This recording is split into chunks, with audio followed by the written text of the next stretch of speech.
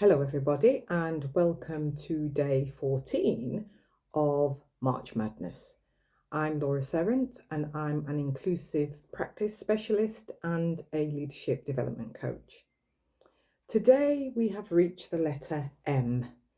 M in my musings, reflections, and thoughts after 40 years of working with people and coaching and in leadership. And M is for mindful. Now, there's lots of talk about mindful or mindfulness these days, and often people think about it in relation to an internal reflection, an internal feeling about how the world is and being present in the moment.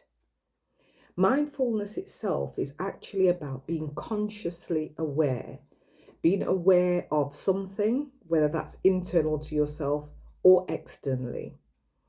Mindful or mindfulness is about how we focus our attention and our awareness on the present moment. I suppose we could think about it as being in tune, either in tune with the self, the body, your emotions, etc., or the world around you. And mindfulness is something that we see as a calming, a way of bringing ourselves away from being distracted by situations, by tensions, or by things which play on our mind or our ability to manage. I suppose mindfulness really always appears to be a good thing. It appears as if it's something that we can all naturally do if we take the time to do it.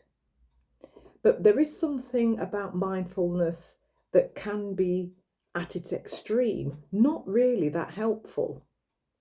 If we think about words that are not really antonyms to or opposites to mindfulness, but actually what happens when we get ourselves so much into our own thoughts, how it affects what we're able to do as leaders, as business owners, or actually as people just wanting to find a way forward. Mindfulness at its extreme makes us over careful.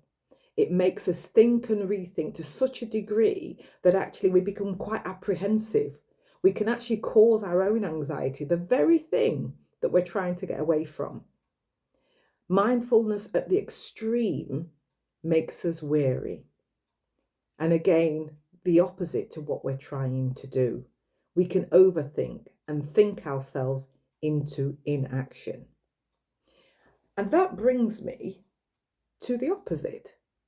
If we are not mindful, what happens? What are the consequences of not being mindful, not being in tune with ourself, our body, and the world around us? Lack of mindfulness or lack of being mindful can sometimes result in carelessness. It can result in us being rash, being unobservant, and even uninformed. And that calls for a level of appreciation.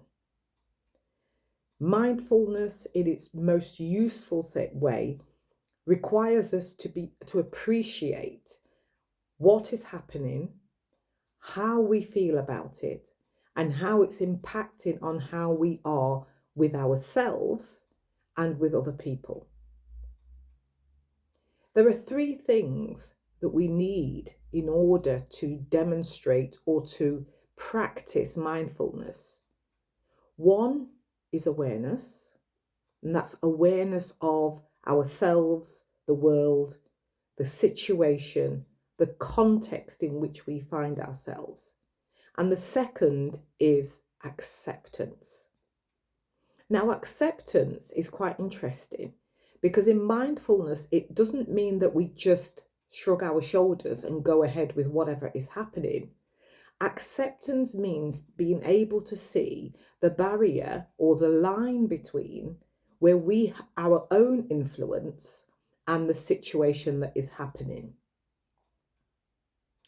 There's something about acceptance which gives us the freedom in our thinking to decide and to determine exactly where we are able to put our efforts.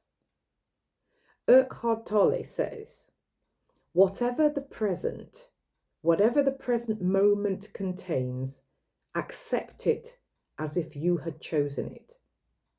Because in doing that, we always work with it and not against it. And our energies are taken into deciding and working out exactly what impact we can have and exactly what impact we choose not to have. And that brings us to the third element of mindfulness when enacted effectively, and that is action. Mindfulness without action has a danger of drifting into daydreaming. Now, that doesn't mean great action that everybody can see from the outside. Sometimes the action is a decision about the thought, a decision about how we are going to deal with or how we are going to make sense of what is happening. But it does call for some action. Mindfulness as a leadership skill, as a business skill, as a human skill, has that proactivity. It opens up the space of choice for us and asks us to step in and do something about it, if only to safeguard our own wellness. It's interesting when we think about mindfulness and we think about the actions that we need to take. There is something in mindfulness that brings us back to the center, allows us to reset our thoughts or our feelings, and allows us to move on. As Buddha says, each morning we start with a new day. It's a new dawn. What we choose to do today matters and is also within our gift.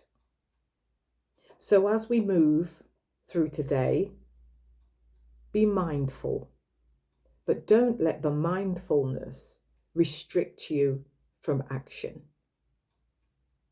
I will see you tomorrow, or maybe on Monday. I'll have a think about that.